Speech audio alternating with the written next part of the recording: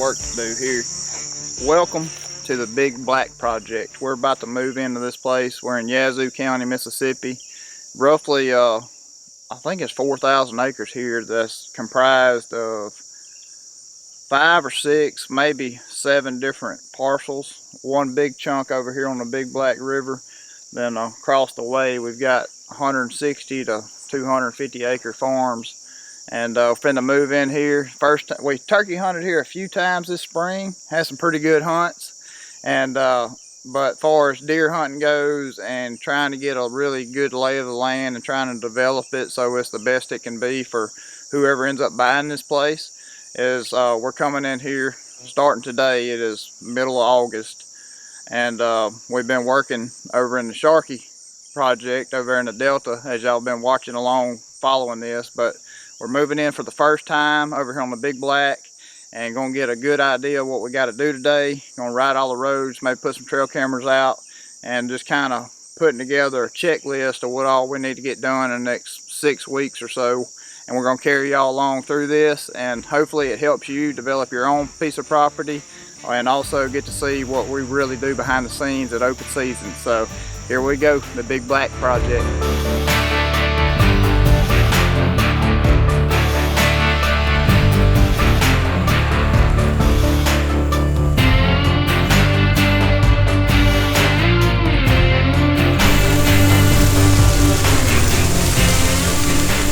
Well, they go up tree across the road. Gonna have to either get a chainsaw and some physical labor or a bulldozer up here to get this out of the way. It's too big to push out of the way with a tractor, I think. It's cross the road that way, across the road this way, so you can't like push one end and get it around without getting hung up on something. This is why we're here this morning, to get an inventory on what all needs to be done on the roads. Obstacles.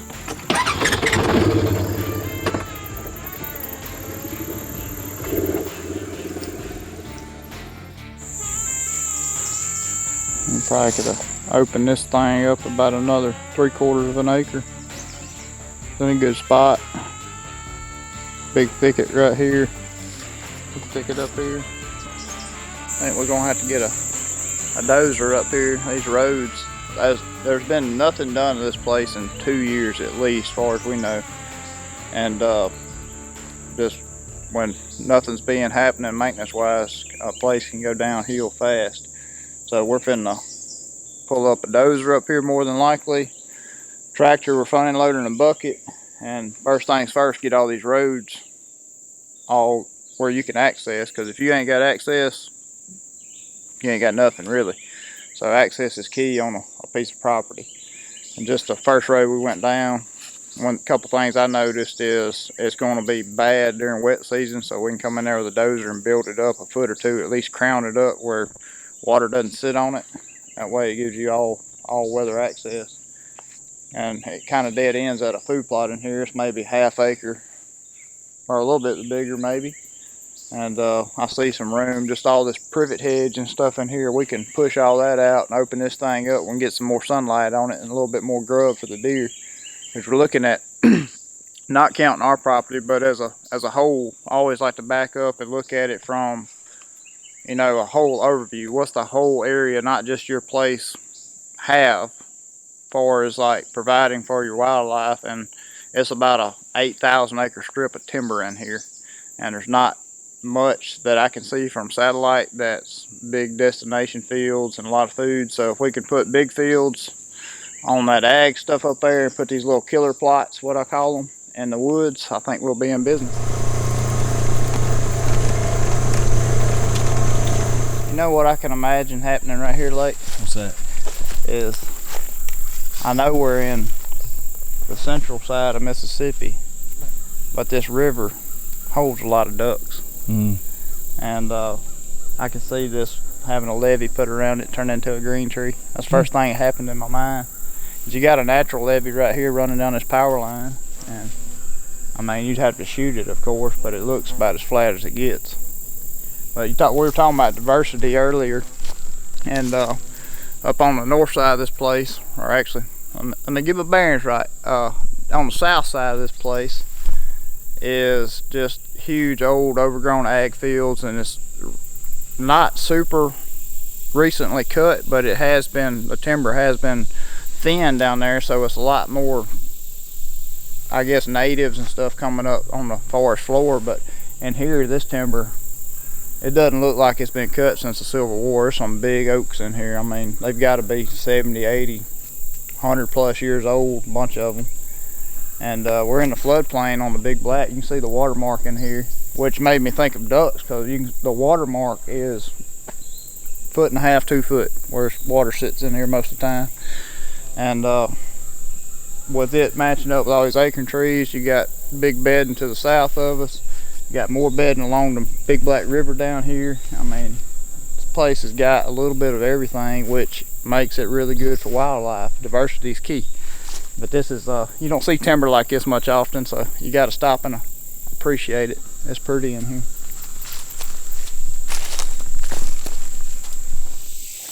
Heard my whole life about deer hunting on the Big Black River. Growing up in central Mississippi in Scott County, I'm about 2 counties over from where the Big Black River runs through, right through kind of the middle of Mississippi, and runs out down and ends up feeding into the Mississippi.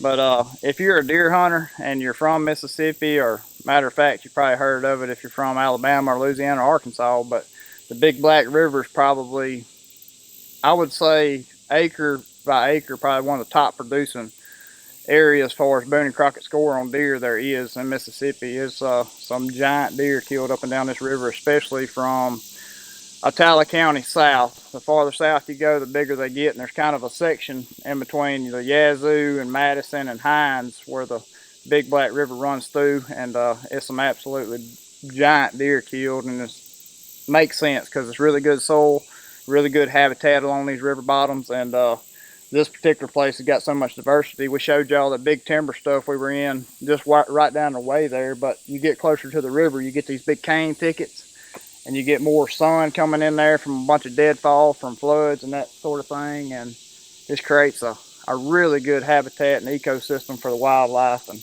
we're finna put up a camera down in here somewhere because you got these big cane thickets up down the river, and also deer use these rivers for highways, and really good spot. I think we'll see what happens. Anything about the place other than this should be good, and then putting a plan together and doing it, and then seeing the end results of it come, you know, it's something special about seeing that happen. It's just, that's what gets me. I'd rather go through the process and develop a place and kill a 5-year-old 110-inch deer than I had walk into a place that's ready to go hunt. You call up in the stand and shoot a 180-inch deer. I just like that part of it. How'd you get started in this field?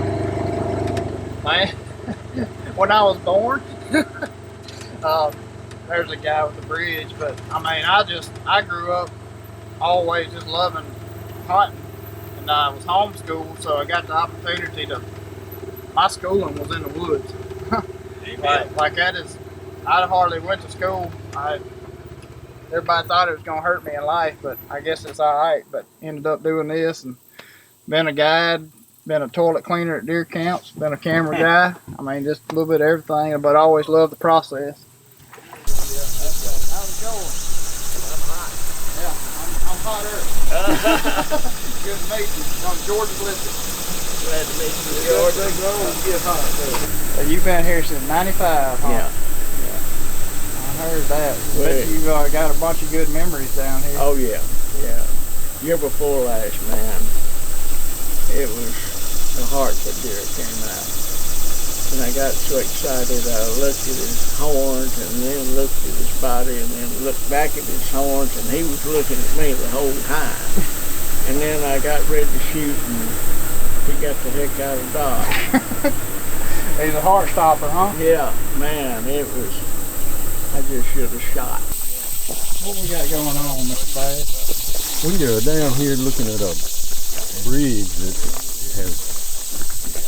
looks like it's about to collapse. Yeah, well, one of my guys that hunts with me, built my cabin, was talking to one of the truckers. He said he grossed 104,000 pounds. Does he come through this way too? Sometimes. but he comes under the railroad track. I'm trying to figure out how to get across here with that track hoe. I'll take some trees down to the side, build us a mat bridge so I can cross. Then we can get in here and clean all this up to see what we've got to do. But this bridge isn't strong enough for that 45,000 pound track hoe. We'd be done had it baptized. You just let me drive it, I'll take care of it.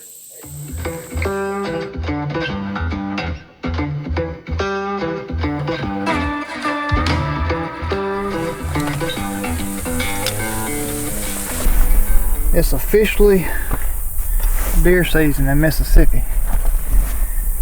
We started early season velvet hunt last year in the state, and I didn't get to partake in it, so this is my first time trying to kill one of these velvet bucks. And we're at a place in Yazoo County that we have through open season. We put some cameras out here a couple weeks ago and got some good deer on it, so it's about 3 o'clock.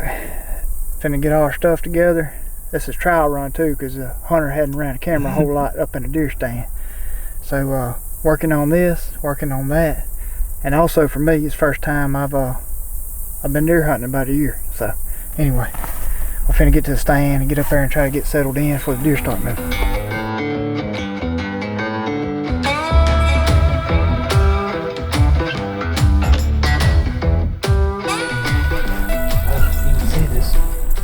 Bunch of sycamore and hackberry and just a bunch of gnarly stuff growed up on the backside of this ag field. And there's probably 20 acres of it. Our stand is right here underneath these big oak trees, or in one of these big oak trees. And wind's blowing like this, deer should be coming like that, so hopefully it works out. It's a long walk back here, I know that.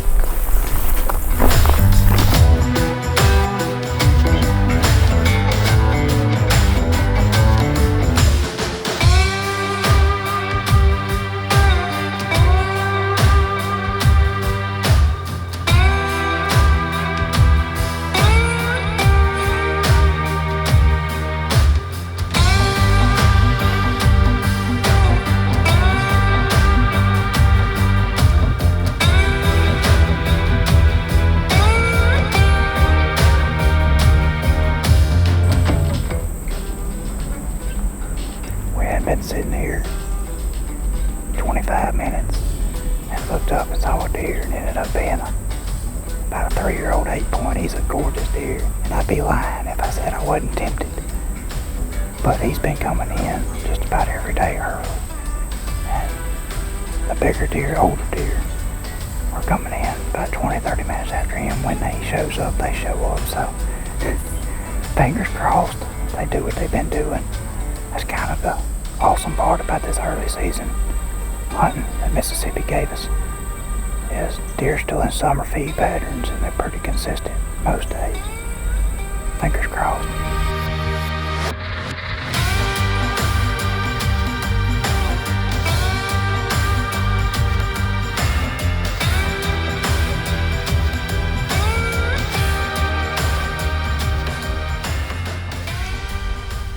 Back in the same saddle.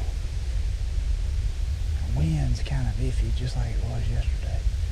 But first, like I explained, yesterday when we hunted here, this is a brand new property we got through open season, and don't really know anything about it. We don't have any stands hung up yet other than this one and a ground blind, and this is the only one deer showing up at. So the wind's kind of swirling a little bit. I brought my Zonics to kind of cover us up. I hope if it'll stay like that, we're in business. Just this westerly swirl we're worried about.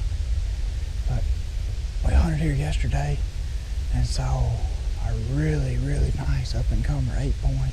Just a year or too young for what we want to do on this place. Had a couple other little yearling bucks come in and a doe. And this morning I was looking at the trail camera, and there was a buck we had been in here after. He was here at 8 o'clock this morning. So as long as our wind does not go over his bed before he decides to get up and come eat, I think we got a shot at him, because judging, you don't ever know, but in Mississippi, usually if a buck's around a spot at 8 o'clock in the morning, he ain't far or bedded down throughout the day. We got up in here, it's about 3:30, got in here quiet, we left all our stuff in the tree, and hoping for the best. Kind of got to push the issue with this velvet season because it's only 3 days long, so if you do end up boogering up a bunch of deer, you got about 2 or 3 weeks for them to calm down before the real season kicks in. So anyway, I'm excited to be here nonetheless.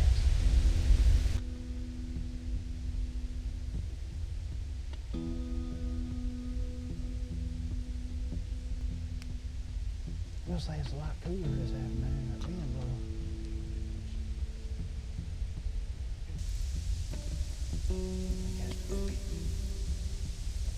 Can't tell for sure.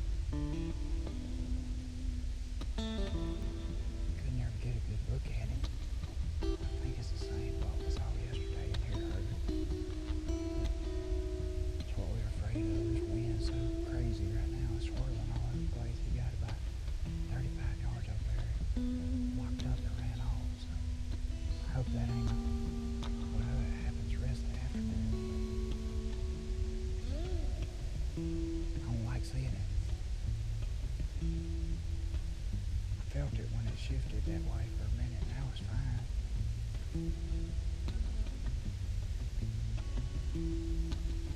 A pretty deer though. Dang. Deer coming out front on her. It's a spike. It's that spike that 6 point was with this morning. See?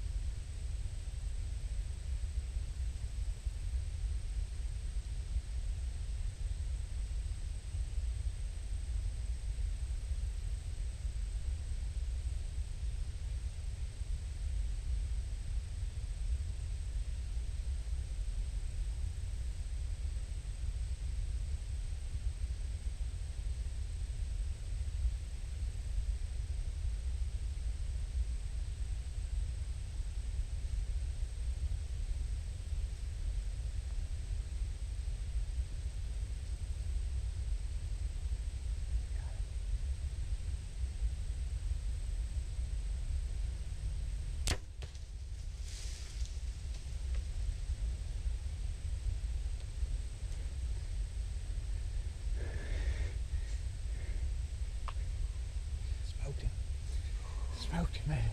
The deer we came here after.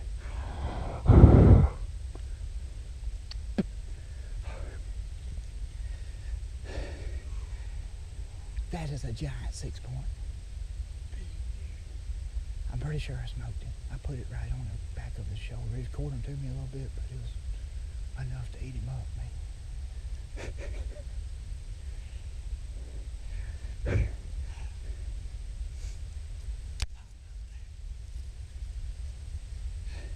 y'all, welcome to Consumed. September the 16th, the second year of Mississippi velvet season.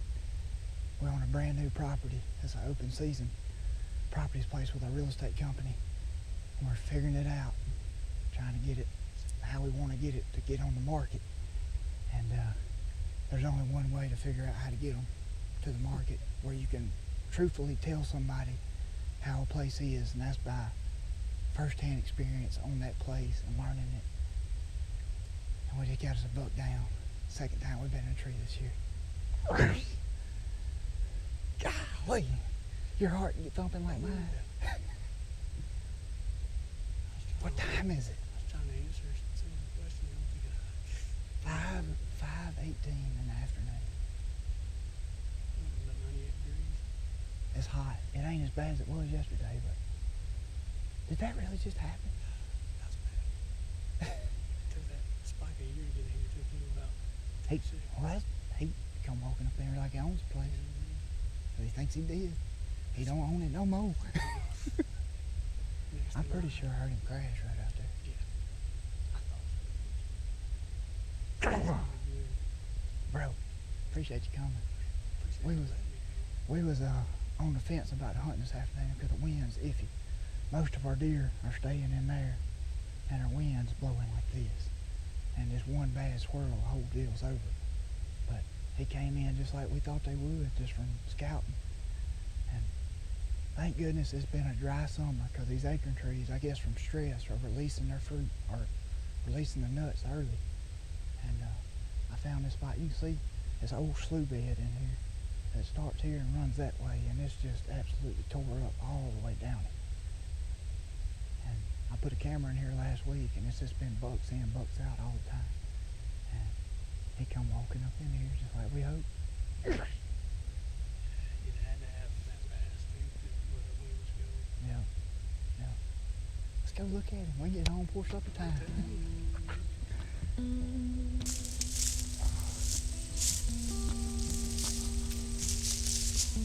That's what you like to see right there.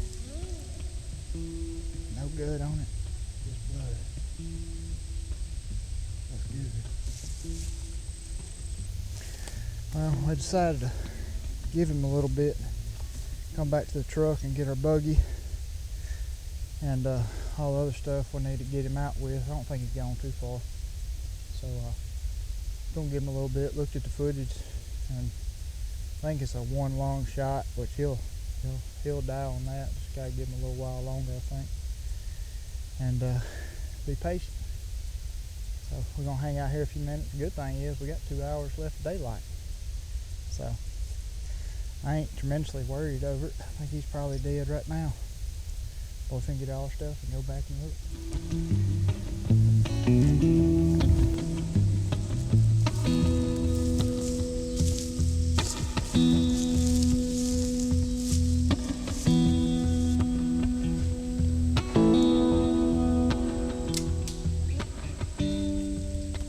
You know, even though I'm tickled to death to kill that deer, I hate to see him go like that. That's part of bow hunting. But the good news is, he didn't suffer any longer. He's done. And we're gonna put our hands on him. And what we aim to do with Consumed is not hide anything, not try to do any fancy edits or anything. It's showing who we are and what we do. And this is part of hunting. Even though right now I'm more sad about the situation than I am happy about killing the deer. And it's just the realistic part of it now. That'll pass here in a few minutes, but that's what I'm experiencing right now. But I'm glad we got that area in him. And he's done.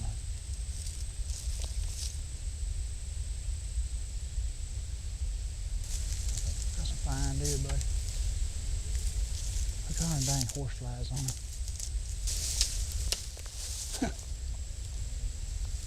These dang horse flies. I ain't never shot a deer in September. And horse flies are terrible. Hey, bud.